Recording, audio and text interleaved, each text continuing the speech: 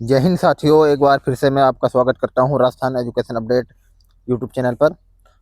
साथियों, आज बहुत बड़ी खबर निकल कर आई है। आपको पता है कि राजस्थान में फर्जी दस्तावेज हो या फर्जी तरीके से जॉब या नौकरी प्राप्त करने की बात हो, या हम एक भर्ती की बात नहीं करके कई भर्तियों की हम बात करें, तो साथियों अभी तक मतलब हमने इतनी सारी भर्तियां देखी हैं और इतनी सारी भर्तियों में फर्जी तरीके से नौकरी लगने वाले अभ्यर्थी जो हैं पकड़ में आए हैं।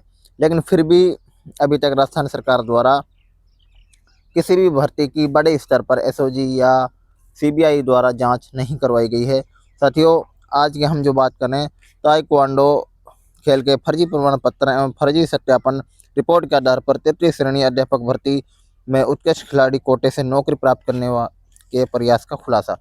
साथियों ये हम जो बात कर रहे हैं ये कर रहे हैं अध्यापक सीधी भर्ती 2022 थर्ड ग्रेड की। अगर हम बात करें 2022 की, जिसकी जो है मुख्य परीक्षा 2023 में हुई थी, उसी की हम बात कर रहे हैं। तो साथियों, आप देख रहे हैं कल ही एसओजी ने प्रेस कॉन्फ्रेंस करके ये जो है सूचना दी थी कि 19 अभ्यर्थियों सहित 20 अभियुक्तों को गिरफ्तार किया गया है। और वो कौन से हैं जिन्हें, वो भी मैं आपको बताऊंगा। साथियों, ये सारी प्रक्रिया जो उन्होंने बताई है, तो इस तरीके से मतलब आप देख रहे हैं कि राजस्थान में भर्तियों में कितना बड़ा स्तर पर फर्जीवाड़ा हो रहा है।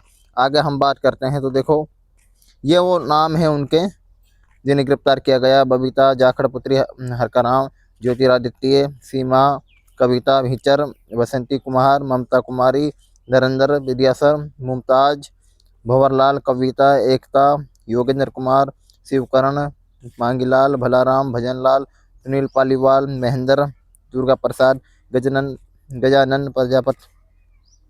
तो साथियों, आपने देखा कि मतलब पहले एसआई भर्ती हो या वरिष्ठ अध्यापक भर्ती हो, फर्स्ट ग्रेड भर्ती हो या जेईएन भर्ती हो, एलडीसी भर्ती हो, मतलब कितनी सारी भर्तियां हम, और अब फिलहाल थर्ड ग्रेड भर्ती भी इसके दायरे में आ गई है। पीटीआई भर्ती हो, काफ़ी सारी भर्तियां ऐसी हैं कि मतलब जिनमें जिनमें फर्जी तरीके से नौकरी प्राप्त करने वालों की संख्या बड़े स्तर पर पाई गई है। लेकिन फिर भी राजस्थान सरकार के द्वारा अभी तक कोई ऐसी बात नहीं कही गई है जिससे अभ्यर्थी युवा जो हैं वो खुश हो सकें और वो ये कह सकें कि मतलब सरकार ने हमारे लिए कुछ ऐसा ठोस कदम उठाया है कि जिससे आगे फर्जीवाड़ा रुक जाएगा। तो ऐसा कुछ हुआ नहीं है। तो मैं आपको एक एक करके वो उनकी तस्वीर भी दिखा रहा हूँ कि ये सब एसओजी के द्वारा जारी किया गया है। मेरा इसमें कुछ नहीं है या किसी और का इनमें कुछ भी नहीं है। ये सब कुछ जो आंकड़े हैं, ये सारी जो बातें हैं, ये सब एसओजी के द्वारा बताई गई हैं, डाली गई हैं। ये सारी सूचना एसओजी के द्वारा बताई गई है। तो आप देख रहे हैं सभी की एक एक करके तस्वीर मैं आपको दिखाने की कोशिश कर रहा हूँ। तो साथियों, ये सब अभ्यर्थी हैं जिन्होंने गलत तरीके से दस्तावेज सत्यापन करके या गलत तरीके से मतलब नौकरी प्राप्त करने का प्रयास किया है, नौकरी प्राप्त की है। तो राजस्थान में ये जो फर्जीवाड़ा का स्तर है, फर्जीवाड़ा का जो खेल है, वो अभी तक रुकने में नहीं आ रहा है और रुकेगा भी नहीं अगर ऐसा चलता रहा। क्योंकि अभ्यर्थियों के खिलाफ कोई ठोस ऐसा कदम उठाया नहीं जाता। उन्हें चेक लिस्ट, ब्लैक लिस्ट किया जाता है, नहीं उन्हें भर्तियों से बाहर किया जाता है। और ऐसी कोई मतलब ठोस ऐसे कोई कार्रवाई नहीं की जाती जिससे आगे ये फर्जीवाड़ा रुक सके। सरकार के द्वारा इतने बड़े स्तर पर कई भर्तियों में इतना बड़ा फर्जीवाड़ा हुआ है, फिर भी कोई सीबीआई एसओजी से जांच नहीं करवाई गई है। तो मतलब फिर जो रात दिन युवा मेहनत कर रहे हैं, लाइब्रेरी ज्वाइन की हुई है, हज़ारों रुपए की किताबें खरीदते हैं, हज़ारों रुपए की कोचिंग में पैसे देते हैं, तो वो सब कैसे रुकेगा? वो रुकेगा ही नहीं अगर ऐसा चलता रहा तो ये तो मतलब युवाओं के साथ बहुत बड़ा धोखा है। जो गलत हैं, जो मतलब मेहनत नहीं करते हैं, वो पैसे देकर या गलत तरीके से वो नौकरी प्राप्त कर रहे हैं।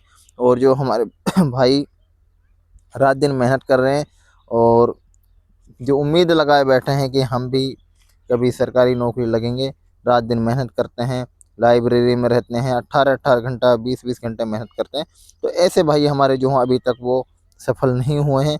क्यों नहीं हुए हैं? क्योंकि गलत जो लोग हैं, गलत तरीके से फर्जीवाड़ा करके लोग उनसे आगे आ जाते हैं।